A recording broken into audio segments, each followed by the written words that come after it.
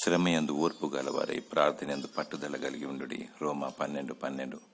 ప్రభువైన యేసుక్రీస్తు ఎన్నో శిలువ శ్రమలు పొందాడు, విజయం సాధించాడు, రక్షణను ప్రసాదించాడు. ఆయన పొందిన దెబ్బల చేత స్వస్థత, ఆయన రక్తము ద్వారా విమోచన, ఆయన త్యాగము మానవాళికి మోక్షము. నీతియుక్తములైన శ్రమలు ఎన్నదగినవి.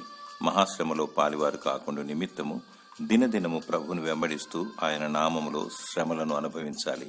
శ్రమ ఓర్పును, ఓర్పు పరీక్షను, పరీక్ష నిరీక్షణను కలుగజేయును. ఓర్పు కలిగి ఉండాలి, అంతం వరకు సహించాలి. నీతి న్యాయం కొరకు పాటుపడాలి.